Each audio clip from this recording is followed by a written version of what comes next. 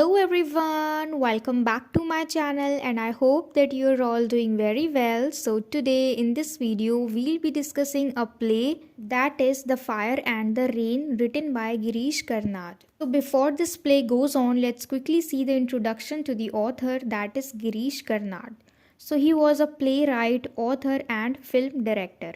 यानी देखो ये प्ले राइट भी थे, यानी जो भी स्क्रिप्ट्स होती हैं वो सारी चीज़ें लिखते थे ये प्ले के लिए, और एक ऑथर भी थे, यानी यही सारी चीज़ें जिसमें नॉवेल्स लिखी जाएँ, स्टोरीज़ लिखी जाएँ, शॉर्ट स्टोरी लिखी जाए, एंड अ फिल्म डायरेक्टर, मतलब ये मूवी के डायरेक्टर भी थे and he was an actor as well. यानी इन्होंने मूवीज़ में भी काम किए, जैसे कन्नड़ हो गई, हिंदी, तमिल, तेलुगु और मलयालम, इन सारी मूवीज़ में भी इन्होंने काम किया। And he was born in 1938 on 19th of May in Maharashtra and died in 2019 on 10th of June. तो इनका जन्म हुआ था 1938 में और इनकी मृत्यु हो गई थी 2019 में। तो बेसिकली ये कहाँ के हैं? मुंबई के, यानी महाराष्ट्र में इनका जन्म हुआ था। So it is the little introduction to the author. अब हम चलते हैं हमारे सारे कैरेक्टर्स की तरफ। तो सबसे पहला कैरेक्टर है हमारा परावासु, ठीक है, और इसके बाद दूसरा कैरेक्टर है अरावासु, और ये दोनों रिश्ते में भाई भाई हैं। परावासु जो है वो बड़ा भाई है और अरावासु जो है ये छोटा भाई है। उसके बाद है विशाखा, जो कि परावासु की वाइफ है, यानी बड़े वाले भाई की वाइफ है। फिर है नित्तिलाई, और ये अरावासु की लवर है, यानी ये दोनों एक दूसरे से बहुत ज़्यादा प्यार करते हैं। फिर हमारा अगला कैरेक्टर है यावाक्री, जो कि परावासु और अरावासु का कज़न ब्रदर है। फिर है रैभ्या, जो कि परावासु और अरावासु के फादर हैं और विशाखा के फादर इन लॉ, ठीक है। फिर है सेज भारद्वाज, जो कि यावाक्री के पिता हैं। यानी देखो सेज भारद्वाज और रैभ्या जो हैं ये दोनों आपस में भाई हैं, सगे भाई, ठीक है, और इसीलिए परावासु और अरावासु जो हैं ये यावक्री के कजन्स हैं, ठीक है। और फिर हमारा अगला कैरेक्टर है अंधका, जो कि एक ब्लाइंड मैन होता है। अब देखो कहने के लिए तो ये अंधा है, लेकिन इसके बाकी सारे सेंसेस जो हैं ये बहुत ज़्यादा शार्प हैं, ठीक है। इसके कान बहुत ज़्यादा तेज़ हैं, ये देख नहीं सकता, लेकिन पैरों की आवाज़ से, जो फुटस्टेप्स होते हैं उससे ये गेस कर लेता है कि कौन आ रहा है और कौन जा रहा है, यानी उससे ये रिकॉग्नाइज़ कर लेता है जो भी आता है और जो भी जाता है, और ये बिल्कुल सही पहचानता है, ठीक है। और इसका काम क्या है? पहरा देना, घर के बाहर पहरा देने का काम है इसका। तो इसमें हम पढ़ने वाले हैं दो फैमिलीज़ के बारे में, ठीक है। पहली फैमिली किसकी है? रभ्या की, और दूसरी फैमिली किसकी है? सेज भारद्वाज की। और ये दोनों भाई हैं आपस में, ठीक है, लेकिन इन दोनों का अलग अलग परिवार है और इन दोनों के अलग अलग परिवारों के बारे में हम पढ़ेंगे, ठीक है। तो पहली फैमिली है रभ्या की, जिसमें परावासु है, अरावासु है और उसकी डॉटर इन लॉ है, यानी विशाखा। और दूसरी फैमिली जो है इसमें सिर्फ एक ही है, और वो कौन है? यावाक्री, वो सेज भारद्वाज का बेटा है। और ये दोनों ही फैमिली प्रीस्ट्स हैं, ठीक है, यानी पुजारी हैं, ये लोग पूजा करते हैं, जो ऋषि मुनि होते हैं ना, उस तरीके से हैं ये लोग। तो इस प्ले में हम काफ़ी सारी चीज़ें देखेंगे, जैसे कास्ट के बारे में, ऊंची जाति, नीची जाति, अपर कास्ट, लोअर कास्ट होता है ना, उस चीज़ के बारे में। फिर लस्ट और एंगर, ठीक है। फिर स्पिरिचुअल पावर के बारे में पढ़ेंगे। फिर रिवेंज जो है वो मेन थीम है, ठीक है, रिवेंज, क्योंकि ये दोनों फैमिली हमने देखी अभी, जबकि दोनों भाई भाई हैं, रैभ्या और सेज भारद्वाज, ये दोनों फैमिलीज़ है, लेकिन फिर भी इनमें रिवेंज की भावना कितनी ज़्यादा है कि ये लोग मारा मारी पे आ जाते हैं, एक दूसरे का मर्डर कर देते हैं, ठीक है। फिर है जेलसी, इनमें बहुत ज़्यादा जलन भी है। फिर जेंडर डिस्पैरिटीज़ को तो हम खास तरीके से देखेंगे कि किस तरीके से यहाँ पे जो फीमेल्स होती हैं उनको कैसे दबाया जाता है, उनका कैसे मिसयूज़ करते हैं। और इन सब के अलावा हम अनकंडीशनल लव को भी देखेंगे इसमें। अब हम पहले ये जो प्ले है इसके टॉपिक का मतलब जान लेते हैं। क्या नाम है? The fire and the rain, यानी आग और बारिश। अब आग और बारिश क्यों रखा गया? क्योंकि ये जो प्ले है इसमें हम देखेंगे जिस गांव में ये लोग रह रहे होते हैं उस गांव में 10 सालों से बारिश नहीं हुई है, बिल्कुल सूखा पड़ा हुआ है। तो इसलिए ये लोग हवन करते हैं, पूजा करते हैं, कठिन तपस्या करते हैं आग के सामने बैठ के, यानी आग को, अग्नि देवता को ये लोग संतुष्ट करते हैं, उसमें चीज़ें सेक्रीफाइस करते हैं।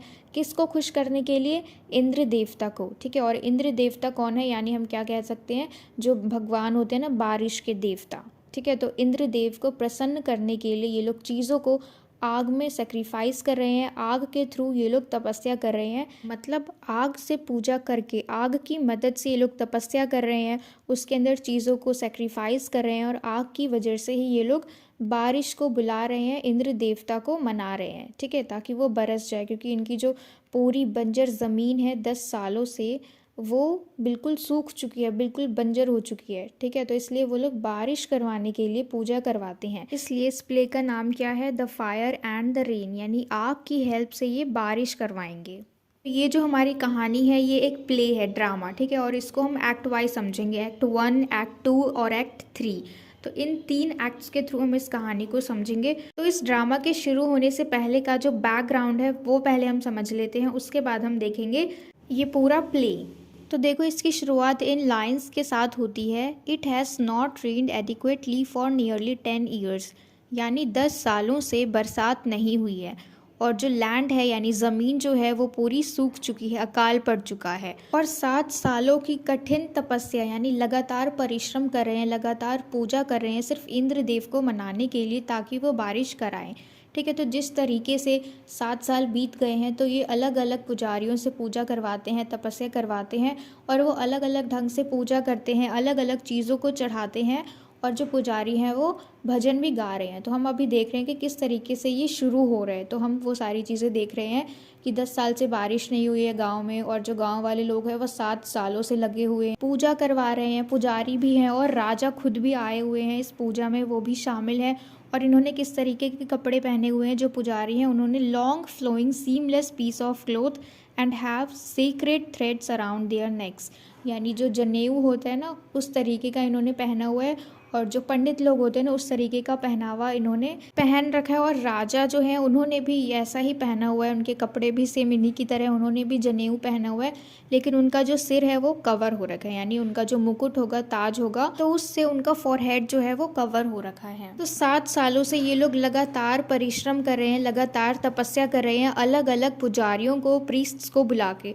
और इस बार कौन है इनका चीफ प्रीस्ट, वो है परावासु। तो अब परावासु की ड्यूटी है कि ये जो पूजा है ये सफल हो सके। अब इस पूजा में देखो ब्रह्म राक्षस भी शामिल है। अब इसको एक ऐसा सोल कहा जाता है, ऐसा स्पिरिट कहा जाता है जो कि ट्रैप्ड है, जो कि फंसा हुआ है बिटवीन डेथ एंड रीबर्थ, यानी एक ऐसा सोल है जो मरने के बाद भी इसको मुक्ति नहीं मिली है, और इसका कुछ श्योर भी नहीं है कि वो आगे जाके कहीं जन्म लेगा या नहीं लेगा, ठीक है। तो इस तरीके से ये जो सोल है ये फंसा हुआ है, और क्योंकि ये सोल है, स्पिरिट है, तो इसको कोई भी आंखों से नहीं देख सकता। लेकिन यहाँ पे इस पूजा में ये ब्रह्म राक्षस भी मौजूद है। तो अब देखो सुबह से ये दोपहर का वक्त हो चुका है, सारे प्रीस्ट्स जो हैं, सारे पुजारी जो हैं वो अभी तक कठिन तपस्या कर रहे हैं, और जो दरबारी लोग हैं वो भी बहुत ज़्यादा थक चुके हैं। तो अभी यहाँ पे एक्टर मैनेजर की एंट्री होती है, ठीक है, क्योंकि ये एक प्ले है तो इसका एक प्रोड्यूसर भी होगा। तो इसका प्रोड्यूसर कौन है, एक्टर मैनेजर। अब ये एक्टर मैनेजर का मतलब है कि अपने ही काम में जो इसका खुद का प्रोडक्शन है उसमें इनका खुद का लीड रोल होता है, ठीक है। तो ये एक्टर मैनेजर है, फिलहाल इसका कोई रोल नहीं है, लेकिन बाद में होगा। तो अब ये भी आ चुका है जो एक्टर मैनेजर है, ठीक है। अब यहाँ पे डिस्कशन चल रही है कि किस तरीके से जो प्ले परफॉर्म होगा उसके लिए परमिशन चाहिए। तो ये लोग राजा से परमिशन लेते हैं, जो प्रीस्ट्स हैं, जो पुजारी हैं, वो लोग राजा से बात करते हैं कि क्या हम एक प्ले करा सकते हैं। तो कौन सा प्ले कराने की बात कर रहे हैं ये, जो अभी हम इस स्टोरी में पढ़ेंगे, ठीक है। सारे पुजारी जो हैं वो किंग को मनाने में लगे हुए हैं कि ये प्ले होने दे, लेकिन किंग जो है ये अभी सोच में पड़े हुए हैं कि क्या इन्हें ये प्ले करवाना चाहिए, क्योंकि इस प्ले में जो एक्टर्स हैं यानी परावासु और अरावासु, इन दोनों भाइयों में जंग छिड़ी हुई है। तो राजा सोचते हैं कि वैसे ही इतनी ज़्यादा कठिनाई है, इतनी ज़्यादा प्रॉब्लम है कि ये दोनों भाई बात नहीं कर रहे हैं आपस में, इन दोनों का जो बिहेवियर है वो एनिमी जैसा है, एक दूसरे के साथ शत्रुओं वाला है। और इनके गांव में 10 सालों से बारिश नहीं हुई है, सारे प्रीस्ट जो हैं वो थक चुके हैं, और ये दोनों ब्रदर्स आपस में बात नहीं कर रहे हैं, एक दूसरे की शक्ल नहीं देखना चाहते हैं। और अरावासु जो है इसके ऊपर इल्ज़ाम लगा है कि इसने अपने पिता को मारा है, यानी इसने रभ्या की मृत्यु कर दी है, ठीक है। क्योंकि देखो ये जो अरावासु है ये तो दिखने में सबको बहुत ज़्यादा इनोसेंट लगता है, तो सबके लिए ये एक मिस्ट्री है कि दिखने में तो इतना इनोसेंट है, भोला भाला सा है, इसका बिहेवियर भी सबके प्रति अच्छा है, ये सबकी रिस्पेक्ट करता है, तो ऐसा कैसे हो गया कि ये अपने पिता को मार दे। तो ये एक मिस्ट्री है जो ऑडियंस को मालूम पड़ेगा कब, जब ये पूरा प्ले स्टार्ट होगा।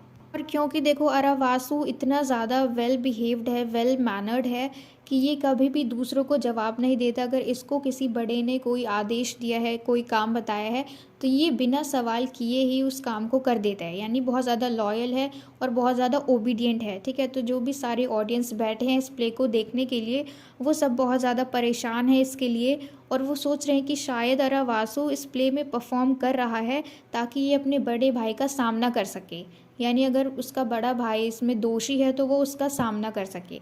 ठीक है, तो यहाँ पे देखो मेन चीज़ हमें जानना क्या ज़रूरी है कि जो भी चीज़ें हो रखी हैं, जो भी हम एक्ट 3 एक्ट पढ़ेंगे इसके अंदर, एक्ट 1, एक्ट 2, एक्ट 3, वो सारी चीज़ें पहले हो गई और ये जो ड्रामा है, ये प्ले जो है, ये बाद में हो रहा है। ठीक है, क्योंकि देखो ड्रामा शुरू होने से पहले इन दोनों भाई की दुश्मनी हो गई, यानी ये चीज़ पहले हो चुकी है और उसके बाद ये ड्रामा शुरू हो रहा है। ठीक है, तो अब हम ये ड्रामा पढ़ रहे हैं क्योंकि ये प्ले स्टार्ट होने से पहले ये दोनों भाई शत्रु बन चुके हैं, लेकिन जब ये प्ले स्टार्ट होगा तब ये दोनों भाई बहुत अच्छे हैं, इन दोनों में कोई लड़ाई नहीं हुई है, ये लोग पूरी फैमिली इनकी बहुत ज़्यादा हैप्पी है। ठीक है, और इसी ड्रामा के अंदर हम देखेंगे कि ऐसा क्या हुआ कि ये दोनों भाई दुश्मन बन गए। तो अब हम फाइनली एक्ट 1 को स्टार्ट करते हैं और इसके स्टार्टिंग में हम देखते हैं अरावासु और निट्टी लाई को आपस में बात करते हुए। अरावासु जो है एक ब्राह्मण है, ठीक है, यानी ऊंची जाति से बिलोंग करता है, और निट्टी लाई जो है ये एक लोअर कास्ट से बिलोंग करती है। ठीक है, और ये दोनों आपस में बातें कर रहे हैं अपनी शादी के लिए। और अरावासु जो है ये बहुत ज़्यादा नर्वस है और डिस्ट्रेस्ड है क्योंकि इसे निट्टी लाई के घर जाना है, उसका हाथ मांगने, शादी की बात करने। तो यही सारी चीज़ें सोच के ये बहुत ज़्यादा नर्वस हो रहा है कि ये कैसे जाएगा। और यहाँ पे निट्टी लाई जो है उसे सूट कर रही है, यानी कह रही है कि कोई बात नहीं, तुम आओगे तो सब कुछ ठीक हो जाएगा। तो इस तरीके से इन दोनों की बातों से ये प्ले जो है स्टार्ट होता है और इनकी बातों से हमें क्या समझ में आ रहा है कि they are deeply in love with each other. तो ये दोनों आपस में बात करते करते, चलते चलते, वॉक करते करते आ जाते हैं यावाक्री के पिता के घर के पास, उनके हर्मिटेज के पास, यानी उनके आश्रम के पास। क्योंकि ये लोग देखो ब्राह्मण है, सारे पंडित है, तो इनका आश्रम है। ठीक है, तो उनके आश्रम के पास आ गए हैं, यानी सेज भारद्वाज जो कि यावाक्री के पिता हैं, यानी सेज भारद्वाज के हर्मिटेज के पास आ चुके हैं और ये दोनों आपस में बात करें। और यहाँ पे पहरा कौन दे रहा है? अंध का, जो कि एक शूद्र कास्ट से बिलोंग करता है, जो कि नीची जाति है। ठीक है, तो इसका काम क्या है? यहाँ पे पहरा देना। As a watchman he is working here. तो क्योंकि ये ब्लाइंड है, देख नहीं सकता, लेकिन ये उनके फुट स्टेप्स की आवाज़ से बिल्कुल समझ गया है कि ये कौन है, निट्टी लाई और अरावासु। तो ये इन दोनों की बातें सुनता है और कहता है कि क्या अगर परावासु ने इनकी शादी के लिए मना कर दिया तो फिर क्या होगा। फिर अरावासु बोलता है कि मैं साफ साफ उनको कह दूंगा कि मैं इसके बिना नहीं रह सकता। I can't give up Nittilai, she is my life, I can't live without her. और वो ये भी कह देगा कि भले ही वो एक आउटकास्ट बनने के लिए तैयार है, ठीक है, निट्टी लाई के साथ रहने के लिए भले ही वो आउटकास्ट हो जाएगा। यानी देखो सोसाइटी में ऐसे लोगों को कोई भी एक्सेप्ट नहीं करता जो अपनी जाति के, जो अपनी कास्ट के अगेंस्ट जाए। तो इसलिए ये कहते हैं कि अगर इसको सोसाइटी से निकाल दिया जाए, इसके ग्रुप ऑफ कास्ट से इसको बाहर कर दिया जाए, क्योंकि इसने नीची जाति की लड़की के साथ शादी करी है, तो भी इसको मंजूर है वो चीज़, क्योंकि इसके साथ उस वक्त निट्टी लाई रहेगी। तो उसके लिए ये कुछ भी करने के लिए तैयार है। क्योंकि देखो अरावासु को और निट्टी लाई को यावाक्री ने कुछ बातें करने के लिए बुलाया था, तो इसलिए ये लोग बातें करते करते कहाँ चले गए? यावाक्री के घर के पास। देखो यावाक्री का घर और सेज भारद्वाज का घर बात एक ही है, क्योंकि ये दोनों बाप बेटे हैं। ठीक है, तो यावाक्री के घर के पास ये दोनों पहुँच चुके हैं और यहाँ पे अंधका भी है जो कि पहरेदार है। तो ये पहरेदार इनको बताता है कि किस तरीके से यावाक्री ने 10 साल के कठिन तपस्या से भगवान इंद्र को मनाया। पहले तो जो भी उसने किया उससे कुछ भी नहीं हुआ, लेकिन बाद में when Yavakri stood in the middle of a circle of fire and started offering his limbs, यानी देखो एक आग के गोले के अंदर ये खड़ा हो गया और अपनी जो भी लिम्स हैं, यानी जो भी बॉडी पार्ट्स हैं, जैसे पहले इसने फिंगर, उसके बाद आईज, उसके बाद एंट्रीज, यानी अंदर की चीज़ें जो होती है ना, जिस तरीके से internal organs, for example intestine वगैरह, उसके बाद इसका टंग यानी जीभ, और लास्ट में इसका दिल। ठीक है, तो ये सारी चीज़ें देख के जो इंद्र देव हैं वो खुश हो जाते हैं और उसके सामने प्रकट हो जाते हैं। जो भी वो अपने बॉडी पार्ट्स को दान करते हैं, उन सारी चीज़ों को वो उसको लौटा देते हैं और उसे वरदान देती हैं। और वरदान में यावाक्री क्या मांगता है? Spiritual powers. ठीक है, देखो यहाँ पे इसके पास मौका था कि ये उनको बोल दे कि इंद्र भगवान जो है वो बारिश करवा दे, लेकिन यावाक्री ने क्या किया? स्पिरिचुअल पावर्स को मांगा इंस्टेड ऑफ रेन, बारिश। ठीक है, तो ये चीज़ जैसे ही अंधका बताता है उसको और निट्टी लाई सुनती है तो वो बहुत ज़्यादा चौंक जाती है कि ये चीज़, ये हरकत यावाक्री ने कैसे कर दी। उसके पास इतना अच्छा मौका था कि वो बारिश करवा सकते थे, क्योंकि उनके सामने स्वयं इंद्रदेव प्रकट हुए थे। ठीक है, और इंद्र जो है वो गॉड ऑफ रेन माने जाते हैं, तो वो आसानी से बारिश करवा सकते थे। जो ज़मीन 10 सालों से सूखी पड़ी है, बंजर पड़ी है, उस पर बारिश हो सकती थी, लेकिन यावाक्री ने ऐसा नहीं किया। ठीक है, उसने क्या किया? स्पिरिचुअल पावर्स को मांगा। फिर उसने कहा कि ऐसी बुद्धि किस काम की, किस काम का वो नॉलेज जो मरते हुए लोगों को बचा ही ना सके, जो डाइंग चिल्ड्रन को ना बचा सके, वैसी बुद्धि का क्या फ़ायदा। तो इसकी बातें सुन के अंधका जो है वो उसको डांटने लग जाता है कि इस तरीके से वो यावाकरी का अपमान नहीं कर सकती है, ठीक है। और फिर वो लोग उसका इंतज़ार करने लग जाते हैं यावाकरी का, क्योंकि यावाकरी ने अरावासु और निट्टी लाई को बात करने के लिए बुलाया था। तो अभी टाइम है, तो इसलिए ये लोग वेट कर रहे हैं वहाँ पे, ठीक है। तो अभी कौन कौन है, अंधका है, निट्टी लाई है और अरावासु है, तो ये तीनों हैं यहाँ पे। और क्योंकि अंधका को इनकी कंपनी जो है, इनका साथ अच्छा लगता है, तो वो इन दोनों के साथ बातें करता रहता है, ठीक है। फिर उसके बाद हमारा सीन जो है ये शिफ्ट होता है विशाखा पे, जो कि परावासु की वाइफ है।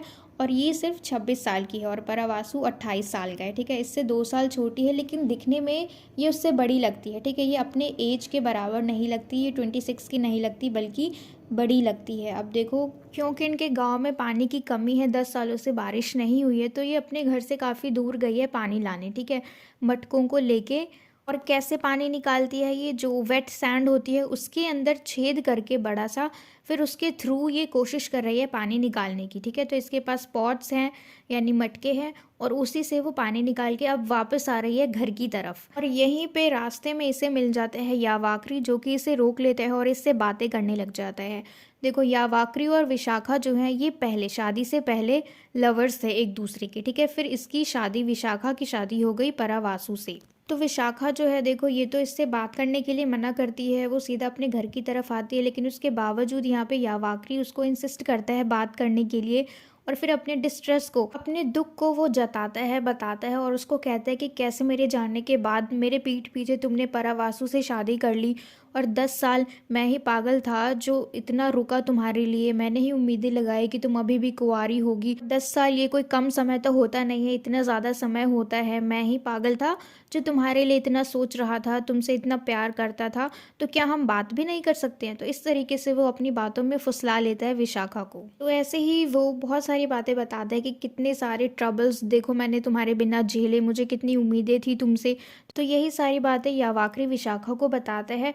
और उस वक्त विशाखा जो है उसके लिए बहुत ज़्यादा सॉरी फील करती है, और उसको बताती है कि जो भी उसकी फ़िज़िकल ब्यूटी थी पहले, अब वो नहीं रही। 10 साल पहले जैसी वो थी अब वैसी नहीं रही, ठीक है। और इतना बोल के वो वहाँ से जाने की कोशिश करती है, लेकिन फिर भी यावाकरी जो है उसे अपनी बातों में एंगेज करके रखता है, उससे बात करने की कोशिश करता है, यानी उसका रास्ता रोक रखा है इसने, और यावाकरी विशाखा को आने नहीं दे रहा। तो अब क्योंकि देखो, शादी से पहले, विशाखा की शादी से पहले ये दोनों लवर्स थे, ठीक है। तो ये उसकी बातों में आ जाती है और आपस में बातें करने लग जाते हैं फिर दोनों।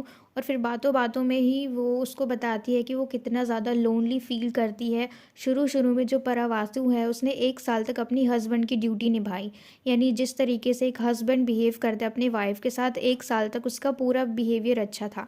लेकिन after that he only used her body, ठीक है। तो मतलब इमोशनली कुछ भी नहीं रहा इनके बीच, परावासु और विशाखा के बीच, लेकिन Paravasu was only using her body. तो ये सारी बातें ये यहाँ पे यावाकरी को बताती हूँ, और यावाकरी फिर अपनी जो भी इसकी तपस्या करने के लिए गया था ये 10 साल की, उसके बारे में बताता है किस तरीके से इसको थोड़ा सा विजडम मिला और कुछ ज्ञान मिला, यूनिवर्सल नॉलेज। तो फिर इन्हीं सारी बातों के बारे में ये दोनों बातचीत करते हैं। फिर वो दोबारा से वही बात करने लग जाती है कि वो कितनी ज़्यादा लोनली फील करती है परावासु के बिना।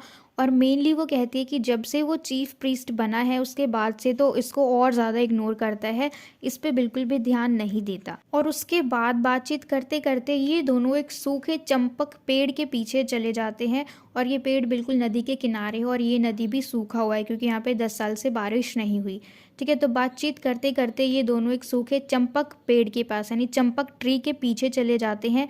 And there is long pause indicating a sexual encounter, ठीक है। और उस वक्त, उसी समय यहाँ पे निट्टीलाई और अरावासु आ जाते हैं। देखो, निट्टीलाई और अरावासु जो है ये दोनों पहले यावाकरी के घर जाते हैं, ठीक है, जहाँ पे अंधका होता है। लेकिन शाम होते होते यावाकरी वहाँ नहीं पहुँचता, तो ये दोनों फॉरेस्ट में आ जाते हैं बातचीत करते करते। निट्टीलाई जो है ये बार बार अरावासु को समझाती है कि हम कल मिल लेंगे यावाकरी से, अभी हम चलते हैं मेरे पेरेंट्स के पास शादी की बात करने, वरना हम लेट हो जाएंगे। लेकिन यहाँ पे अरावासु जो है ये बिल्कुल दृढ़ संकल्प करके आया है कि ये आज यावाकरी से मिलके ही जाएगा। फिर जैसे जैसे ये दोनों जंगल के अंदर जाते हैं, भीतर जाते हैं, तभी इनकी नज़र पड़ती है पॉट पे, ठीक है, यानी मटके पे, जो कि विशाखा का होता है, पानी का मटका।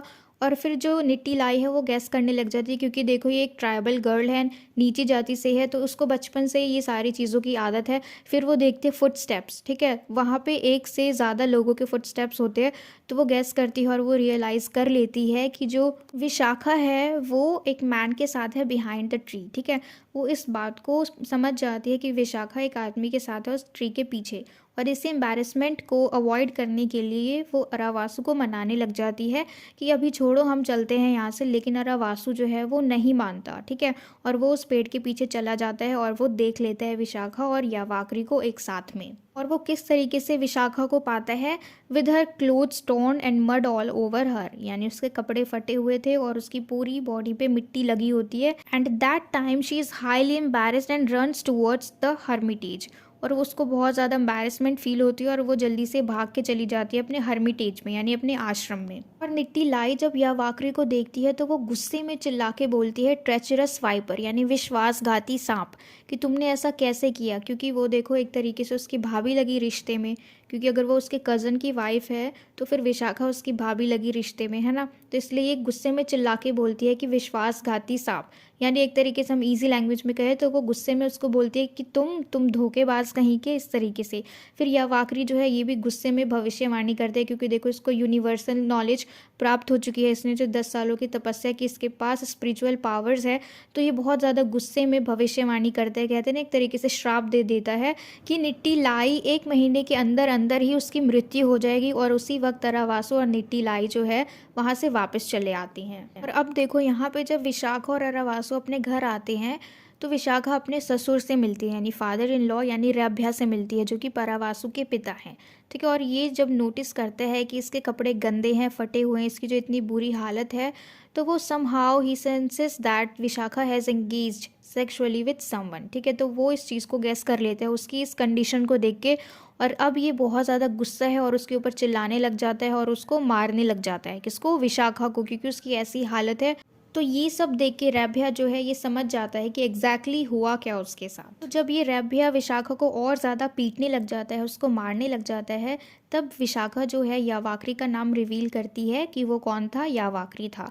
तो उस वक्त जो रैभ्या है ये बहुत ज़्यादा गुस्से में आ जाता है, उसको मारने लग जाता है और बेशर्मों की तरह उसे गाली देता है, और उसको क्या कहते हैं, रोविंग वोर, यानी वांडरिंग स्लट, जो इधर उधर घूमती रहती है। और इतना बोलने के बाद ये गुस्से में ध्यान में बैठ जाता है और अपने ध्यान में ही ये ब्रह्म राक्षस को जगा देता है, ठीक है। और ये बात ये तुरंत विशाखा को बताता है कि कैसे उसने ब्रह्म राक्षस को जगा दिया, जो कि यावाकरी की मौत का कारण बनेगा, यानी वो यावाकरी को अगले 24 घंटों के अंदर अंदर मार देगा, यानी उसकी मृत्यु हो जाएगी इस ब्रह्म राक्षस के द्वारा। और साथ ही साथ वो विशाखा को ये भी कहता है कि जाओ बता दो यावाकरी को कि अगर वो अपने आप को बचाना चाहता है तो एक ही ऐसी सेफ जगह है जहाँ पे वो बच सकता है, और वो है उसके पिता का आश्रम, उसके पिता का हर्मिटेज, यानी सेज भारद्वाज का हर्मिटेज, जहाँ पे पहरा कौन देता है, अंध का। तो ये सिर्फ वहीं पे बच सकता है, और अगर इसको बचना है तो ये अपने पिता के हर्मिटेज में ही रहे, अपने पिता के आश्रम में ही रहे। तो रैभ्या की ये बात सुन के विशाखा और अरावासु जो है वो भाग के जाते हैं यावाकरी के पास, और यावाकरी जो है एक बैनियन ट्री के नीचे बिल्कुल रिलैक्स होके बैठा हुआ है, जैसे सब कुछ उसके अंडर में है, वो बहुत ज़्यादा पावरफुल है, बाकी सारे लोग उससे बहुत ज़्यादा वीक है। तो इस तरीके के एटीट्यूड में वो बिल्कुल रिलैक्स होके बैठा हुआ है बैनियन ट्री के नीचे, और इसको तुरंत जाके विशाखा और अरावासु बताते हैं कि किस तरीके से उसकी जो ज़िंदगी है वो खतरे में है, और अगर उसे अपनी ज़िंदगी बचानी है तो वो जल्दी से भाग के अपने फादर के हर्मिटेज में चले जाए। तो यहाँ पे देखो जैसे जैसे विशाखा उसको रिक्वेस्ट कर रही है कि प्लीज़ तुम चले जाओ, अपनी जान बचाने के लिए तुम अपने पिता के हर्मिटेज में चले जाओ, तो यहाँ पे अब यावाकरी एक चीज़ रिवील करता है कि उसने विशाखा को यूज़ किया, ठीक है, सिर्फ बदला लेने के लिए रैभ्या से और उसके बेटे से, रैभ्या और उसके बेटे यानी अरावासु और परावासु से, इन तीनों से बदला लेने के लिए उसने विशाखा का यूज़ किया। किस चीज़ का बदला, क्योंकि देखो यावाकरी जो है उसको लगता है कि उसके पिता यानी सेज भारद्वाज जो है वो सबसे ज़्यादा लर्नड मैन है, यानी एक ऐसा इंसान जो बहुत ज़्यादा ज्ञानी है, जिसके पास बहुत ज़्यादा नॉलेज है, हर चीज़ का ज्ञान है, ठीक है। और वहीं दूसरी तरफ है रैभ्या और उसके दोनों बेटे। अब ये लोग देखो इतने ज़्यादा ज्ञानी नहीं है, रैभ्या जो है ये भी एक धोखेबाज इंसान है, और इतना बुरा होने के बावजूद इसकी समाज में बहुत ज़्यादा रिस्पेक्ट है। ठीक है, समाज में इसका एक ऐसा प्लेस है जैसा कि एक नॉलेजफुल मैन का होता है, ज्ञानी का होता है, बहुत ही ऊंच महान पंडित का होता है, महान ब्राह्मण का होता है। तो इस वजह से जो यावाकरी है इसको बहुत ज़्यादा गुस्सा आता है कि जो चीज़ उसको लगती है कि मेरे पिता इतने महान हैं लेकिन मेरे पिता के बजाय इनका नाम हो रहा है। ठीक है, तो इस वजह से ये बदला लेने के लिए, रैभ्या से बदला लेने के लिए और उसके दोनों बेटों से बदला लेने के लिए क्या करता है, 10 सालों की तपस्या करता है। ठीक है, इंद्रदेव को मनाता है और उसके बाद उनसे स्पिरिचुअल नॉलेज लेता है, यूनिवर्सल नॉलेज को गेन करता है। सिर्फ किस लिए? बदला लेने के लिए, रिवेंज के लिए। और यहाँ पे देखो इसने विशाखा को यूज़ किया सिर्फ अपने बदले के लिए। ठीक है, उसको कोई प्यार व्यार नहीं था, उसने जो उसका रास्ता रोका सिर्फ रिवेंज के लिए। और इसी वक्त ये साथ ही साथ ये भी बताता है विशाखा को कि अगर वो अपनी मर्जी से इसके साथ सेक्सुअली एनकाउंटर नहीं होती तो ही वुड हैव रेप्ड हर, यानी वो इसके साथ ज़बरदस्ती करता, लेकिन इसने अपनी मीठी मीठी प्यारी प्यारी बातों में फुसला लिया और इसीलिए वो मान गई। ठीक है, तो ये सब क्या था? ये कोई प्यार नहीं था, कोई पुराना प्यार नहीं था, बल्कि ये किस लिए था?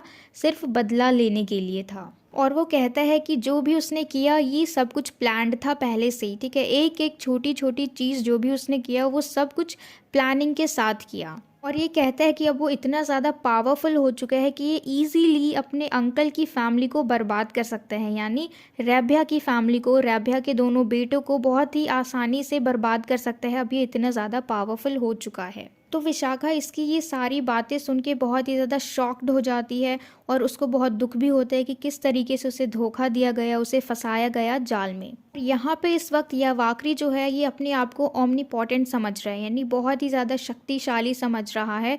क्यों? क्योंकि इसके पास पानी है। ठीक है, सैंक्टिफाइड वाटर, यानी जो पवित्र जल होता है ना, हम कहते हैं ना गंगा जल। ठीक है, तो इसी तरीके का पवित्र पानी इसके पास एक कमंडल में भरा हुआ है। कमंडल यानी डोलू। ठीक है, तो उसके अंदर इसके पास पानी है, पवित्र पानी है, जिसकी वजह से ये अपने आप को बहुत ही ज़्यादा पावरफुल समझ रहा है। तो विशाखा जो है ये जल्दी में आके, गुस्से में आके इसके पूरे कमंडल का पानी नीचे गिरा देती है। और ये देख के यावाकरी की हालत बिल्कुल ख़राब हो जाती है, ये बिल्कुल डर जाता है और अब ये बिल्कुल पावरलेस हो चुका है। क्योंकि इससे पहले इसको पावरफुल, इतना ज़्यादा ये पावरफुल क्यों फील कर रहा था? क्योंकि इसके पास उस कमंडल में पानी था, लेकिन अब उस कमंडल का पानी गिर चुका है तो अब ये बिल्कुल पावरलेस हो गया। ठीक है, और ये बहुत ज़्यादा डर जाता है। तो क्योंकि ये लोग अभी फॉरेस्ट के अंदर है, ठीक है, जो यावाकरी है वो बैनियन ट्री के नीचे बैठा हुआ है और इनको अब झाड़ियों में से अजीब सी डरावनी सी आवाज़ें आने लगी हैं। और विशाखा डरी हुई आवाज़ में यावाकरी से फिर से रिक्वेस्ट करती है कि तुम जल्दी से जाओ अपने फादर के हर्मिटेज में, वहाँ जाके छुप जाओ, वरना अब कौन आ जाएगा, किसकी एंट्री होगी अब? ब्रह्म राक्षस की, क्योंकि वो 24 घंटे के अंदर अंदर यावाकरी को मारने वाला है। ठीक है, तो अब यावाकरी भागता है अपनी ज़िंदगी को बचाने के लिए और जैसे ही वो अपने हर्मिटेज के पास पहुंचता है वहाँ पे कौन है? अंधका, जो कि पहरा दे रहा है। अब ये देख नहीं सकता कि कौन है, अब ये भाग भाग के जा रहा है, बहुत ज़्यादा डरा हुआ है। तो यहाँ पे अब पहचानने में मिस्टेक कर देते हैं अंधका, ये पहचान नहीं पाता कि ये किसकी आवाज़ है, किसके पैरों की आवाज़ है। तो अंधका इसे रोक लेता है, इसे भागने नहीं देता और इसके जस्ट पीछे कौन है? ब्रह्म राक्षस। ठीक है, और अंधका कंफ्यूज है, वो पहचानने की कोशिश कर रहा है, उसको लग रहा है कि कोई इंट्रूडर है, यानी कोई घुसपैठिया अंदर आने की कोशिश कर रहा है। और उसी वक्त जो ब्रह्म राक्षस है वो आता है और यावाकरी को मार देता है। ठीक है, और हमारा एक्ट 1 जो है ये यावाकरी की मौत के साथ ख़त्म हो जाता है। तो इस एक्ट में हमने क्या देखा कि किस तरीके से यावाकरी की मौत हो गई, जो कि सेज भारद्वाज का बेटा है और वो अपने पिता के सम्मान का बदला लेना चाहता है। किस सम्मान का बदला? क्योंकि इसके पिता, वो समझते हैं कि इसके पिता महान इंसान है, लेकिन उसके बजाय रैभ्या की चर्चा हो रही है ना। सबको मालूम है कि रैभ्या एक महान इंसान है, महान पुजारी है, महान ब्राह्मण है, लेकिन ऐसा कुछ भी नहीं है, रैभ्या तो एक धोखेबाज है। ठीक है, तो ये था हमारा एक्ट 1 और मुझे पूरी उम्मीद है कि ये सबको क्लियर हो गया हो। तो अब हम चलते हैं हमारे एक्ट 2 पे।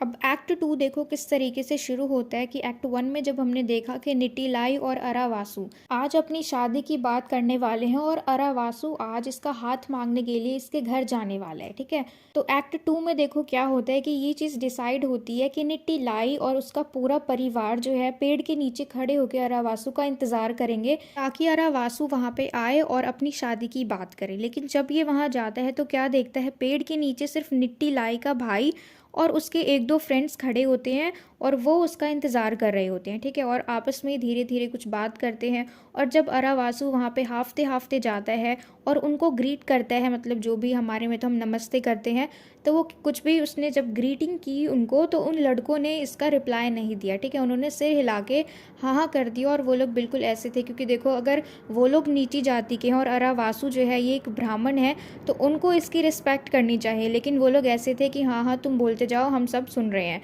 तो इस तरीके से जब अरावासु ने उनको ग्रीट किया, तो इन्होंने सिर्फ सिर हिला के उसका रिस्पॉन्स दिया, ठीक है। उन्होंने कुछ भी नहीं बोला। और अरावासु जो है ये देख के चौंक जाता है कि पेड़ के नीचे सिर्फ निट्टीलाई का भाई और उसके सिर्फ 2 दोस्त खड़े हैं, जबकि वो क्या उम्मीद कर रहा था, क्या एक्सपेक्ट कर रहा था कि उसकी पूरी फैमिली होगी, बड़ा सा कुछ गैदरिंग होगा इस तरीके से, और उसे उन सब के सामने निट्टीलाई के लिए बोलना पड़ेगा, उसे उसका हाथ मांगना पड़ेगा, लेकिन ऐसा कुछ भी नहीं हुआ। और उसी वक्त निट्टीलाई का जो भाई है वो कहता है कि उन्होंने, यानी मेरे पेरेंट्स ने तुम्हारा बहुत इंतज़ार किया, और बहुत देर रुकने के बाद वो वापस घर चले गए। और अरावासु जो है ये बहुत ज़्यादा दुखी हो जाता है इस चीज़ को सुन के, और वो कहता है कि वो लेट हो गया, क्यों, क्योंकि वो या वाकरी को दफनाने चला गया था, जिसकी अब मृत्यु हो चुकी है, और जो कि उसका कज़न था, ठीक है। तो यहाँ पे निट्टीलाई का जो भाई है वो इस बात से अग्री करता है कि हाँ भाई सही बात है, तुम्हें तो ये करना चाहिए, तुम तो उसके कज़न लगते हो। और वो ये सोच रहे कि आया बड़ा ब्राह्मण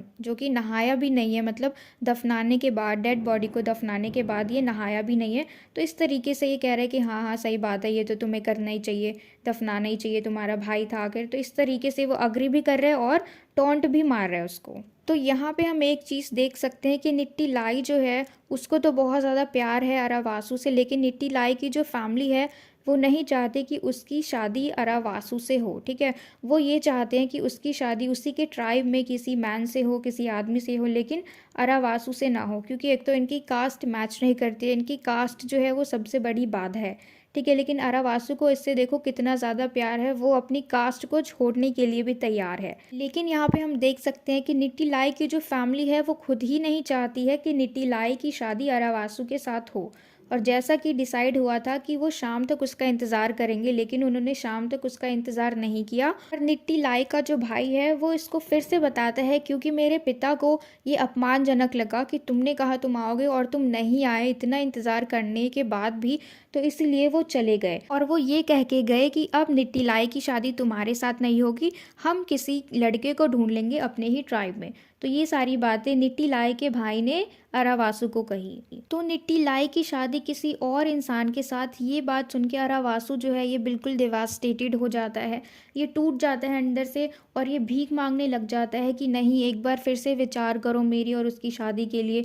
ये इंसिस्ट करने लग जाता है उसके भाई से, लेकिन उसका भाई जो है वो गुस्से में कहते हैं कि नहीं, अब और नहीं, तुमने वैसे ही बहुत ज़्यादा परेशानी खड़ी कर रखी है, तुम ब्राह्मण कहीं के, इस तरीके से, क्योंकि वो ब्राह्मण है। और यहाँ पे उसको इसलिए नीचा दिखा रहा है क्योंकि ये लोग तो बहुत बोलते हैं कि हम जाति के ऊंचे लोग हैं, ब्राह्मण हैं, लेकिन अब देखो तुम दफना के आए हो लाश को और तुम नहा के भी नहीं आए। और फिर उसका भाई चिल्ला के कहता है कि अब उसकी शादी, यानी निट्टीलाई की शादी 2 दिनों के अंदर अंदर होने वाली है, और तुम उसका नाम बार बार मत लो पब्लिक में, तुम उसकी बेइज्जती मत करवाओ उसका नाम ले लेके। फिर भी अरावासु जो है ये अपनी जिद पे अड़ा रहता है और बार बार उसको कहता है कि मैं मानता हूँ मेरी गलती है, लेकिन हम इस पे कुछ कर सकते हैं। लेकिन उसका भाई जो है निट्टीलाई का भाई, वो नहीं मानता और हाथापाई पे आ जाता है, ठीक है।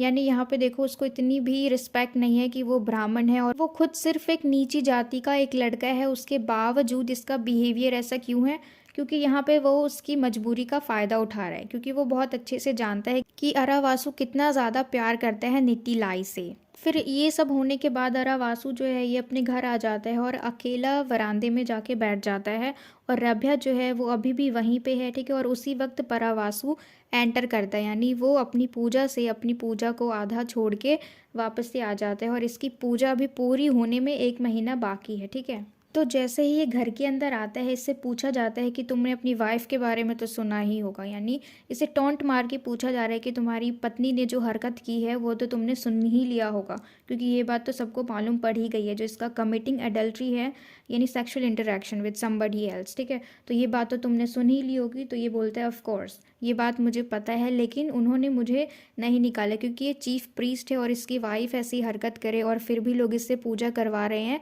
लेकिन किसी को कोई आपत्ति नहीं है, ये अभी भी चीफ प्रीस्ट ही है। तो ये सारी बातें उसके पिता कहते हैं उससे। कि देख लो तुम तो एक चीफ प्रीस्ट हो और तुम्हारी बीवी देखो कैसे कैसे काम करती है और अभी तुम चीफ प्रीस्ट हो, इतना सब कुछ होने के बाद भी तुम्हें अभी तक चीफ प्रीस्ट बना रखा है। तो रेबिया की इस बात से साफ जाहिर होता है कि ये कितना ज़्यादा जेलस है अपने बड़े बेटे से जो कि एक चीफ प्रीस्ट बन गया। और इसको किस बात की जलन है कि उसको क्यों नहीं चुना गया एज अ चीफ प्रीस्ट, उसके बेटे को क्यों चुन लिया गया। ठीक है, क्योंकि देखो इनके घर में सारे यही काम करते हैं, पूजा पाठ करवाना, क्योंकि ये लोग ब्राह्मण हैं। तो इसलिए रेबिया को इससे जलन है कि इसके बेटे को क्यों चुन लिया गया एज अ चीफ प्रीस्ट, इसको क्यों नहीं चुना गया। बल्कि अगर इसकी जगह किसी और के पिता होते तो वो खुश होते, है ना, अपने बेटे की तरक्की देख के खुश होते। लेकिन यहाँ पे हम कैसे देख पा रहे हैं कि किस तरीके से एक बाप जो है वो अपने बेटे के तरक्की से जल रहा है, चिढ़ रहा है। ठीक है, तो फिर इस बात से परावासु जो है उसको समझ आ जाता है कि उसके पिता जो हैं वो चिढ़ चुके हैं। ठीक है, तो यहाँ पे वो अपनी बात रखने के लिए, यानी एक तरीके से क्लैरिटी रखने के लिए वो कहता है कि किंग जो है उन्होंने काफ़ी बार कहा हुआ है कि वो आपको ही रखते हैं एज अ चीफ प्रीस्ट, लेकिन फिर उन्होंने कहा कि ये जो तपस्या है ये 7 साल से कर रहे हैं हम, इसमें ज़्यादा टाइम लग सकता है। तो इसलिए उन्होंने सोचा कि younger man would be safer, है ना, कि अगर छोटे इंसान को ले हम, छोटे प्रीस्ट को ले हम, तो वो ज़्यादा दिनों तक काम कर सकता है अगर वो यंग रहा। तो इसलिए उन्होंने आपको नहीं लिया। ये नॉर्मली अपनी बात को रखता है, क्लियर करता है, ठीक है, जो भी चीज़ है। फिर उसके पापा देखो, उसके जो पिता हैं रेब है, वो बिल्कुल बदतमीज़ी से देखो क्या कहते हैं कि अच्छा तुमने मेरी लाइफ स्पैन है वो गिन लिया, मतलब कि मैं कितने दिनों और जीने वाला हूँ, तुमने इसका हिसाब किताब लगा लिया, तुमने और तुम्हारे राजा ने, तुम्हारे किंग ने इसका हिसाब किताब लगा लिया कि मैं और कितना जीऊँगा। और तुमने मेरी स्ट्रेंथ को भी देख लिया कि मेरी लाइफ लाइन कितनी है। ये तो बहुत अच्छी बात है। तो ये पूजा तो देखो 7 सालों से अभी तक चलती ही आ रही है और देख लो मैं तो अभी भी इतना तंदुरुस्त हूँ, मैं तो अभी भी जवान हूँ, मैं अभी भी जिंदा हूँ, अलाइव एंड किकिंग। और जाके अपने राजा को कह दो कि मैं अपने बेटों से भी ज़्यादा जीऊँगा। यानी उनके बेटे कौन है, अरावासु और परावासु। तो इसको जलन है अपने बेटों से। ठीक है, क्योंकि देखो राजा ने क्या कहा कि उसे एक यंग प्रीस्ट चाहिए। ठीक है, तो अगर कोई बूढ़ा होगा, अगर कोई एल्डर प्रीस्ट होगा तो वो कम जिएगा और फिर उनकी पूजा अधूरी रह जाएगी। तो इसलिए अब ये क्या कह रहा है, खुद को अपने बेटे से कंपेयर करके कि जाके अपने राजा से कह दो कि ये जो आदमी है ना ये अपने बेटों से भी ज़्यादा जिएगा। And then he says one more thing that tell him the swarm of dogs, यानी कुत्तों का झुंड, sniffling around my daughter in law's bottom keeps me in good shape. तो इस तरीके से वो बदतमीज़ी करके बोलता है अपने बेटे को, अपनी बहू के बारे में भी, जो उसकी डॉटर इन लॉ है उसको भी घसीट लेता है इसमें। यानी ये चीज़ हम देख सकते हैं कि उसको कितनी ज़्यादा ईर्ष्या हो रही है अपने बेटे से।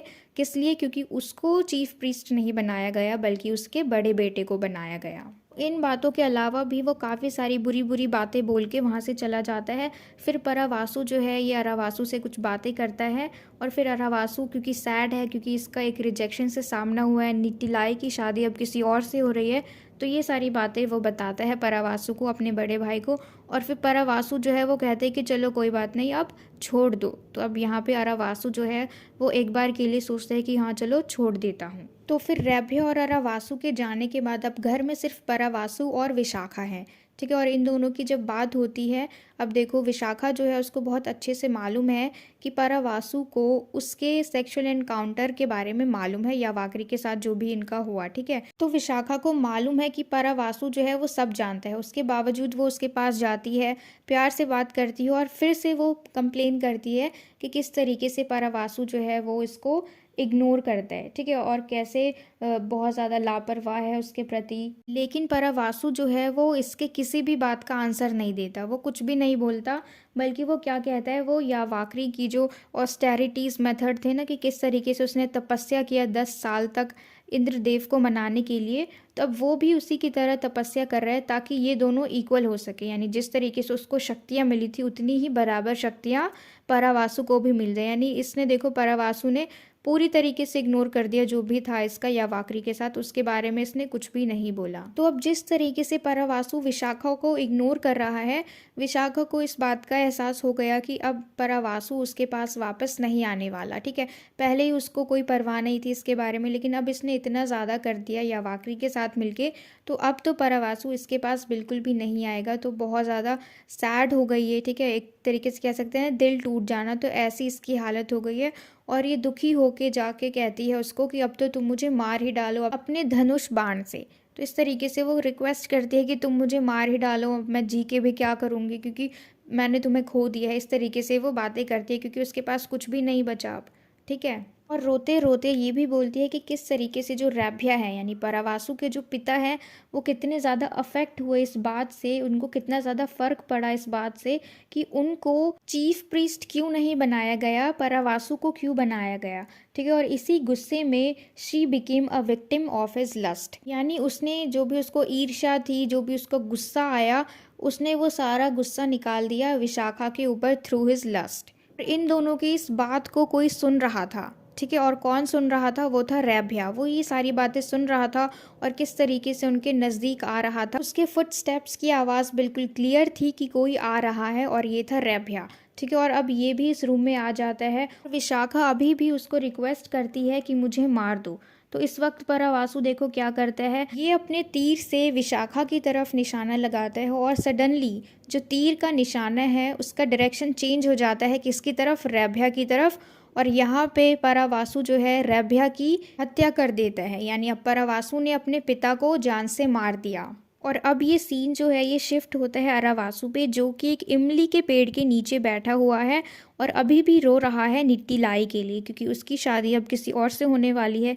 तो इसलिए ये बहुत ज़्यादा सैड है। और तभी इसको आवाज़ आती है कि परावासु जो है इसको बुला रहा है। तो ये भाग के जाता है हर्मिटेज की तरफ और वहाँ पे ये देखता है विशाखा और परावासु जो है ये दोनों रैभ्या की डेड बॉडी के पास बैठे हुए हैं। इस चीज़ को देख के अरावासु जो है ये बिल्कुल शॉक्ड हो जाता है, डर जाता है, क्योंकि उसके फादर की अब मृत्यु हो चुकी। उसकी डेड बॉडी को देख के ये बहुत ज़्यादा डर जाता है और परावासु जो है वो उसको मना करते हैं कि अब ये रोना धोना बंद करो और जल्दी से जो भी नेसेसरी राइट्स हैं, जो भी मरने के बाद जो भी रस्में होती है उन सबको करने के लिए कहता है। कौन? परावासु। किसको? अरावासु को। फिर परावासु कहता है कि क्योंकि मैं ये सारे रस्म नहीं कर सकता, क्योंकि मुझे पछतावा है, मेरे हाथों से मेरे पिता की मृत्यु हो गई। तो यहाँ पे देखो परावासु ने इस चीज़ को एक्सेप्ट किया कि उसी ने रैभ्या को मारा और इसीलिए वो ये सारे रस्में नहीं कर सकता, क्योंकि उसी ने मारा है तो वही ये सारी रस्में कैसे करेगा। तो इसलिए अब ये सारे रस्म कौन करेगा? छोटा भाई यानी अरावासु।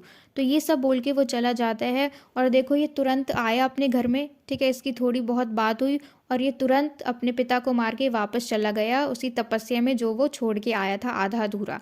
यानी किसी को इसकी एब्सेंस का पता नहीं चला, ये आया किस तरीके से, इसने एकदम से अपने पिता को मारा और फिर ये वापस चला गया। और अरावासु जो कि एक ओबीडियंट यंगर ब्रदर है, यानी छोटा भाई है, लेकिन बहुत ही ज़्यादा आज्ञाकारी है, सारी बातें मानता है बिना कुछ सवाल किए, ठीक है।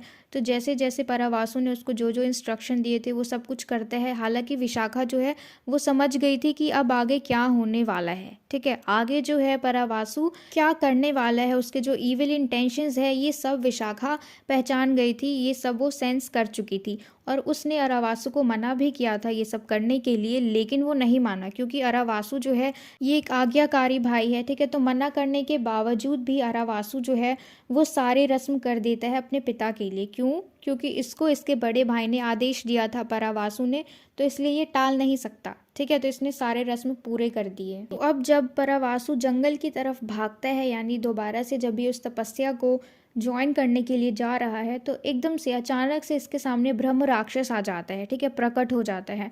और ये ब्रह्म राक्षस जो है ये बहुत ज़्यादा परेशान है, हम कह सकते हैं एक तरीके से ये एक भटकती आत्मा है, ठीक है। इसको मोक्ष की प्राप्ति नहीं हुई है अभी।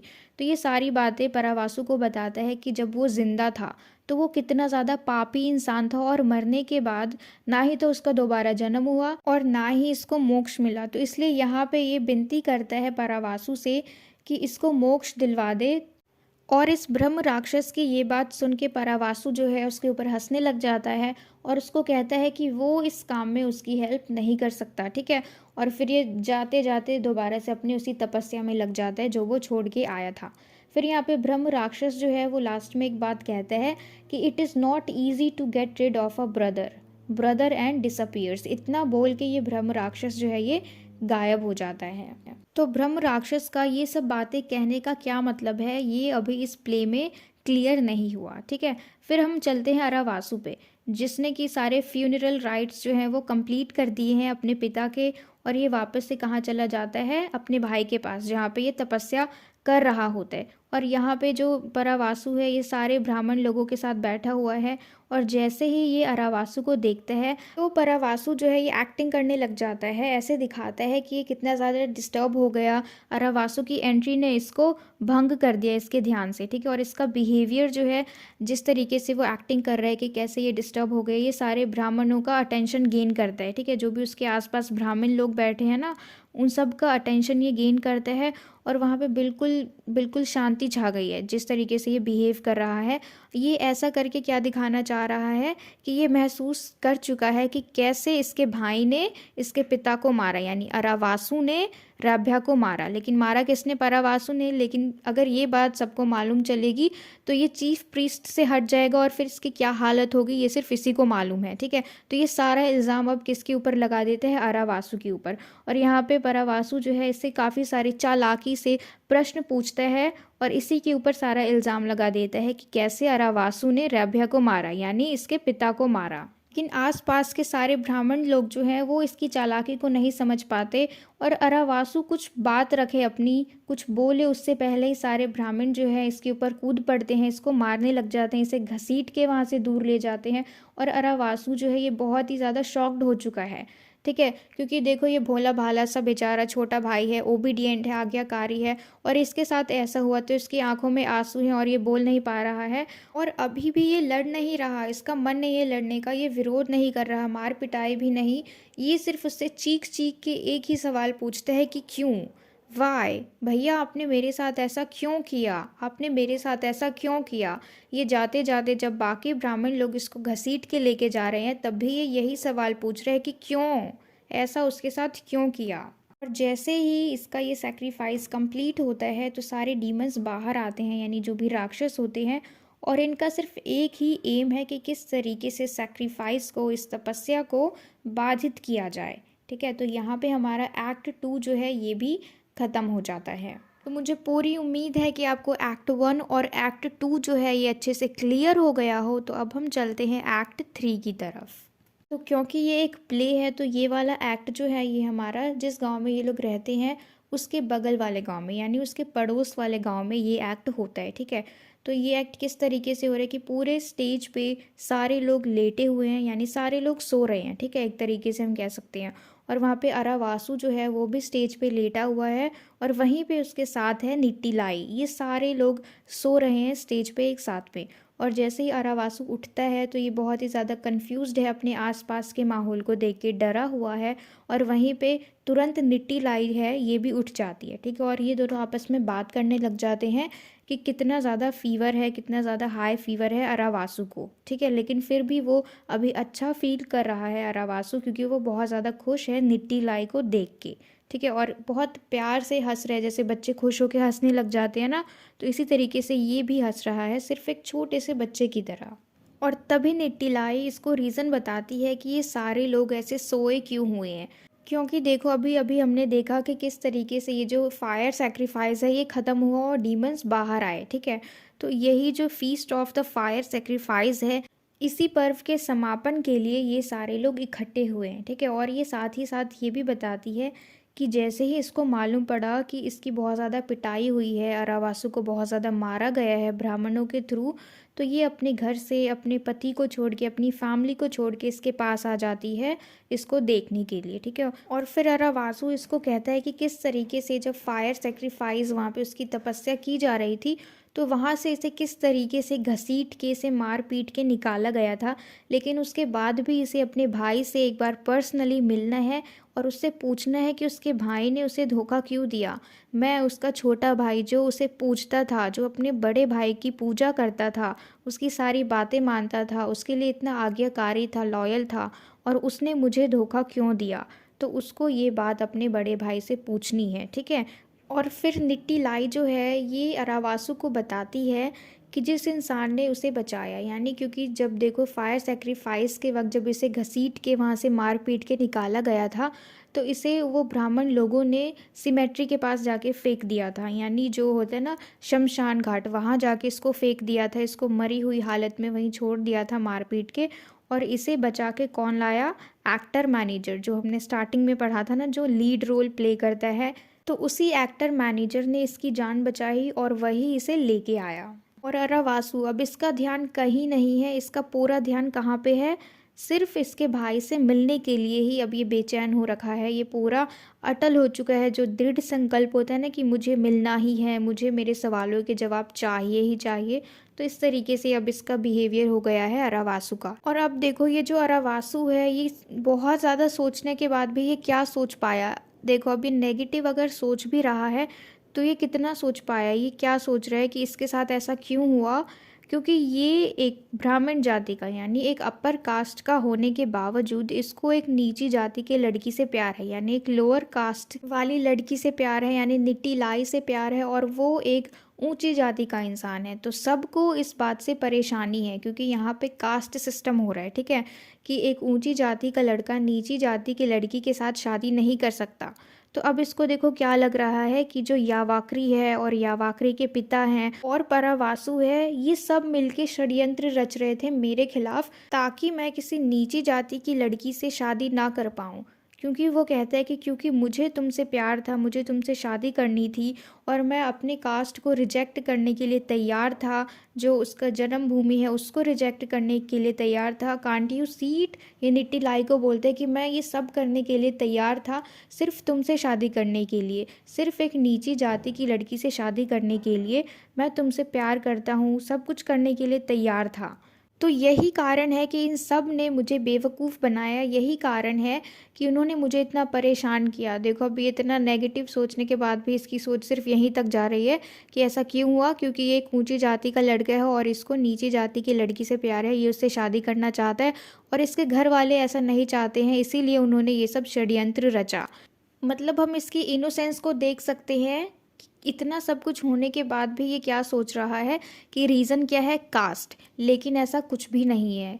सबका रीज़न अलग अलग है ना। किसी को रिवेंज लेना था, स्पिरिचुअल पावर गेन करना था, तो सबका रीज़न अलग अलग है, लेकिन इसके दिमाग में ये सब बात नहीं आ रही है। क्या आ रहा है, सिर्फ कास्टिज्म। तो अरावासु जो है ये सब कुछ सोच सोच के पागल होता जा रहा है और इसको सिर्फ यही लग रहा है कि अभी तक जो भी सारी चीज़ें हुई वो किस वजह से हुई, क्योंकि इसे उस लड़की से शादी करनी थी, उस लड़की से इसको प्यार है जो कि लोअर कास्ट से बिलोंग करती है। हालांकि इस पूरे प्ले में काफ़ी सारे कॉम्प्लेक्स फोर्सेस हैं, जैसे एम्बिशन, प्राइड, एरोगेंस, एंगर, पर इसका ध्यान कहाँ जा रहा है, सिर्फ कास्टिज्म पे, क्योंकि ये इतना नेगेटिव है ही नहीं, है ना। ये सिर्फ कास्टिज्म को ही ब्लेम कर रहा है। तो इसमें देखो अभी जो इसकी हालत है ये बहुत ज़्यादा ख़राब है अरावासु की। तो यहाँ पे निट्टी लाई जो है ये इसको प्यार से समझाती है कि ये सब कुछ भगवान के ऊपर छोड़ दो। तुम अपनी फैमिली को देखो कि किस तरीके से यावाक्री ने अपने फादर का बदला लेने के लिए तुम्हारे सिस्टर इन लॉ को यूज़ किया, है ना, उसकी बॉडी को यूज़ किया। फिर अपने फादर को देखो कि कैसे उन्होंने यावाक्री को मार के फिर उसका बदला लिया, और फिर तुम्हारा भाई यानी परावासु ने तुम्हारे पिता को मारा, और अब तुम्हें भी बदला चाहिए। आखिर ये सब कब तक चलेगा। तो ये सारी बातें बोलती है अरावासु को निट्टी लाई, और यही सब बातें बोल के उसको शांत करती है। तो अभी तक जो भी हुआ ये सब सोच के अरावासु जो है ये बहुत ज़्यादा फ्रस्ट्रेटेड फील कर रहा है। और अब एक्टर मैनेजर जो है वो आते हैं और उनको देख के निट्टी लाई अरावासु को कैसे इन्फॉर्म करती है कि उन्होंने इसकी जान बचाई। लेकिन फिर एक्टर मैनेजर उसी के साथ कहते हैं कि उन्होंने नहीं, बल्कि जिस इंसान ने उसकी जान बचाई, दिन रात उसकी सेवा करी, वो कौन है, वो है निट्टी लाई। और साथ ही साथ वो कहते हैं अरावासु को कि तुम बहुत ज़्यादा लक्की हो क्योंकि तुम्हारे पास निट्टी लाई है, यही है जिसने तुम्हारी दिन रात सेवा पानी की, इसी ने तुम्हारी देखभाल की। She is the one who was mopping up your vomit, wiping your bottom like a baby. और फिर एक्टर मैनेजर जो है वो बहुत ही ज़्यादा ग्रेटफुल फील करते हैं, ये बताते हुए कि निट्टी लाई ही किस तरीके से फॉरेस्ट में जाके काफ़ी सारे फ्रूट्स लेके आती थी और उसके भूखे बच्चों को खिलाती थी। किसके भूखे बच्चे, जो एक्टर मैनेजर है उसके भूखे बच्चों को वो फ्रूट्स खिलाती थी। और फिर हमें मालूम पड़ता है कि जब निट्टी लाई एक बार फॉरेस्ट में गई थी फ्रूट्स लाने के लिए, फ्रूट्स इकट्ठा करने के लिए, तो उस वक्त उसने अपने ब्रदर को और उसके हस्बैंड को देखा और ये दोनों ही पेड़ के पीछे चुपके से इसका इंतज़ार कर रहे थे। ठीक है, तो जैसे ही उसने उन दोनों को देखा तो ये डर गई, डर के मारे फ्रीज हो गई वहीं पे, लेकिन ये तुरंत वहाँ से भाग गई। ठीक है, इसने उन दोनों को देख लिया लेकिन उन दोनों ने इसको नहीं देखा, और ये बात इसने अभी तक किसी को भी नहीं बताई है। उसके बाद जो एक्टर मैनेजर हैं वो अरावासु को बताते हैं कि किस तरीके से एक्टर मैनेजर खुद और उनकी फैमिली में जो लोग हैं वो एक प्ले परफॉर्म करने वाले हैं ड्यूरिंग द फायर सेक्रीफाइस। लेकिन वो ऐसा कर नहीं सकते क्योंकि उनके साथ एक ओल्ड मैन थे जो कि परफॉर्म करते थे। अब उनकी मृत्यु हो चुकी है और उनका जो एक भाई है उसके पैरों में चोट लगी हुई है। और तो और बहुत लंबे समय से उन्होंने प्रॉपर मील भी नहीं लिया है, यानी प्रॉपर तरीके से उन्होंने काफ़ी टाइम से खाना भी नहीं खाया है। और उनके पास अकाल पड़ा हुआ है एक्टर्स का, यानी उनके पास कोई एक्टर्स हैं ही नहीं जो उनके प्ले में एक्ट कर सके। तो ये सारी बातें एक्टर मैनेजर जो हैं वो अरावासु को बताते हैं। और इस एक्ट मैनेजर की बात सुनने के बाद अरावासु जो है वो अपने स्किल्स के बारे में बताता है कि वो भी एक अच्छा डांसर है और उसको अच्छा डांस करना आता है। और इस चीज़ को सुन के जो एक्टर मैनेजर है वो बहुत ज़्यादा शॉक्ड हो जाता है, अमेज्ड हो जाता है। वो सोचता है कि एक हाई क्लास का बॉय, यानी हाई कास्ट का बॉय, और इसके पास डांस करने का स्किल्स है। तो इस तरीके से वो चौंक जाता है। और फिर जब वो ऑफ़र करता है कि क्या वो उसके साथ प्ले में काम कर सकता है, तो अभी तो ये रीज़न देता है कि वो नहीं कर सकता क्योंकि आज ही के दिन सेम डे ही उसे निट्टी लाई के साथ ये गांव छोड़ के जाना है। फिर तुरंत वहाँ पे निट्टी लाई आती है और उसे बताती है कि आज के दिन वो नहीं जा सकते क्योंकि उसका भाई और उसका जो हस्बैंड है वो इन दोनों को ढूंढ रहे हैं। तो आज के लिए तो वो बिल्कुल भी नहीं जा सकते कहीं भी। तो वो दोनों डिसाइड करते हैं कि अरावासु जो है वो प्ले में एक्ट करेगा और निट्टी लाई जंगल में जाके कहीं पे छुप जाएगी। तो एक्टर मैनेजर जो है उन्होंने ऑलरेडी डिसाइड किया हुआ है प्ले जिसका नाम है the triumph of lord Indra, and he feels that Aravasu would be suitable for the role of Vritra. ठीक है, तो वृत्र जो था एक डीमन था, आपने शायद नाम सुना होगा। It's a real story of Indradev and Vritra जो कि एक राक्षस था। तो ये प्ले जो है ये इंद्रदेव और जो डीमन वृत्र है इन दोनों के स्ट्रगल के बारे में होगा। ये चीज़ इन्होंने पहले ही डिसाइड किया हुआ है। ठीक है, और वासु जो है इस प्ले को परफॉर्म करने के लिए बहुत ही ज़्यादा डरा हुआ है, लेकिन निट्टी लाई उसको कन्विंस करती है कि उसे ये रोल करना ही पड़ेगा अगर उसे अपने भाई को फेस करना है तो। ठीक है, अपने भाई का सामना करना ही पड़ेगा। और फिर दोनों डिसाइड करते हैं कि जैसे ही ये प्ले ख़त्म होगा दोनों सेम जगह पे मिलेंगे और वहीं से साथ में भाग जाएंगे। और निट्टी लाई इतना बोल के जैसे ही जाती है एक्टर मैनेजर आते हैं और जो भी मास्क होता है, जो भी कॉस्ट्यूम्स होते हैं वृत्र के, उस राक्षस के, और अरावासु से कहते हैं कि ये जो मैंने तुम्हें मास्क दिया है ये वृत्र का है, द डीमन यानी असुर का मास्क है। अब तुम इसे पहनो और इस निर्जीव मास्क में जान डाल दो, यानी इसे जीवित कर दो। लेकिन एक चीज़ याद रखो कि तुम जैसे ही इस मास्क में जान डालोगे, यानी जैसे ही वो उसे पहन के एक्ट करेगा, तो वहाँ पे इन्हें एक चीज़ याद रखनी है कि इसे उसके ऊपर कंट्रोल रखना है, वरना वो इसके ऊपर कंट्रोल करेगा, है ना। यानी उस बुरी चीज़ को अपने ऊपर हावी मत होने देना, खुद तुम्हें इस चीज़ को कंट्रोल करना है। ये पहले तुम्हें डिक्टेट करेगा, तुम पर हुक्म चलाएगा, लेकिन तुम ऐसा बिल्कुल मत होने देना। पर उससे पहले तुम्हें क्या करना है, इसके आगे झुकना है, उसके बाद प्रे करना है, उस चीज़ को अपने अंदर समाना है, उसके बाद तुम्हें इस पर कंट्रोल करना है। यानी हम इजी लैंग्वेज में कहें तो एक्टर मैनेजर इसको कहना चाह रहे हैं कि इसे जो रोल मिला है ये वही रोल करे। हम कहते हैं ना कि अगर छोटा रोल मिला है लेकिन अगर हम उसको भी बहुत अच्छे से करें तो वो चीज़ भी उस पूरे एक्ट को अच्छा बना देती है। क्योंकि जब भी हम कोई ड्रामा देखते हैं, प्ले देखते हैं, सीरियल देखते हैं, तो उसके अंदर कभी भी कोई एक कैरेक्टर की वजह से वो सीरियल नहीं चलता है ना। सारे कैरेक्टर्स हो तभी वो चीज़ अच्छी लगती है देखने में। अब भले ही कोई छोटा रोल हो, कोई बड़ा रोल हो, मेन हो या फिर माइनर हो, लेकिन मेन सारे ही हैं। और सारे अगर अपने अपने रोल को अच्छे से प्ले करें तो वो चीज़ और अच्छी बन जाती है। और जिस तरीके से एक्टर मैनेजर ने कहा कि इस मास्क के अंदर जान भर दो, इनका मतलब क्या था कि उसको उसी की तरह जियो। यानी जैसे ही तुम ये मास्क पहनोगे इस डीमन का, तो तुम्हें ऐसा एक्ट करना है कि वो डीमन अब तुम ही हो। ठीक है, तो इसका यही मतलब है। हमें मालूम तो चल गया कि जो डीमन वृत्र है वो अरावासु है, लेकिन हमें ये नहीं मालूम चला कि जो लॉर्ड इंद्र है ये कौन है। तो ये इसी का भाई, बड़ा भाई परावासु है, जिनका स्टेज पे एक दूसरे से सामना होगा। ठीक है, लेकिन यहाँ पे आयरनी क्या है कि जिसको लॉर्ड इंद्र होना चाहिए वो अभी असुर का रोल प्ले कर रहा है, और जिसे असुर होना चाहिए वो लॉर्ड इंद्र का रोल प्ले कर रहा है। यानी यहाँ पे अपोजिट हो गया। ठीक है, कैरेक्टर जो है ये दोनों का अपोजिट हो गया। तो इसी के साथ हमारा एक्ट 3 जो है वो भी ख़त्म होता है, यानी हमने पूरा अच्छे से डिस्कस कर लिया। तो इस पूरे प्ले में हमने क्या क्या देखा, कास्टिज़्म, ठीक है, किस तरीके से अपर कास्ट और लोअर कास्ट हो रहा था, कि कैसे एक ब्राह्मण लड़का था आरावासु और उसे एक लोअर कास्ट की लड़की से प्यार था, लेकिन ये दोनों साथ आने के लिए इन्होंने कितना ज़्यादा स्ट्रगल किया, ठीक है। उसके बाद हम देखेंगे लस्ट और एंगर, कि कैसे इन पुरुषों को जब गुस्सा आता था,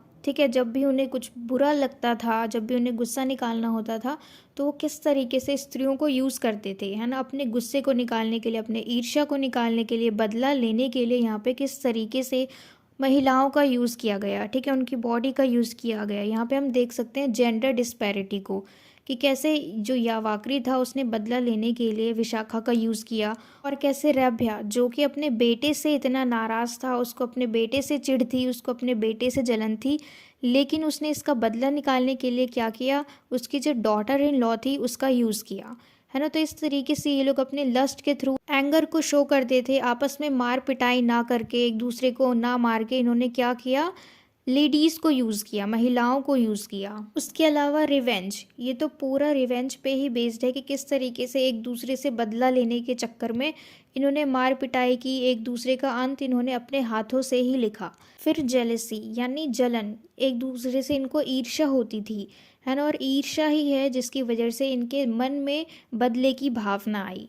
तो ये सारी चीज़ें, अब देखो ये जो कहानी है ये थोड़ी सी हम महाभारत से भी कनेक्ट कर सकते हैं, कि किस तरीके से उन्हें अपने पद का लालच था, अपने पोजीशन का लालच था, जिसकी वजह से उन्होंने अपनी फैमिली मेंबर तक को नहीं छोड़ा, कि कैसे उनको अपना नाम कराना था समाज में, उनको अपने एक पोजीशन चाहिए थी, स्ट्रांग पोजीशन, और इसी की वजह से उन्होंने अपने घर में भी किसी को नहीं देखा, ना ही अपनी फैमिली मेंबर का ख्याल किया, उन्हें सिर्फ अपनी पोजीशन की पड़ी थी, अपने पावर की पड़ी थी, ठीक है। तो यहाँ पे इसी के साथ हमारा ये प्ले जो है ये ख़त्म होता है, और मुझे पूरी उम्मीद है कि आपको हर चीज़ अच्छे से समझ में आया हो, हर चीज़ क्लियर हो गई हो।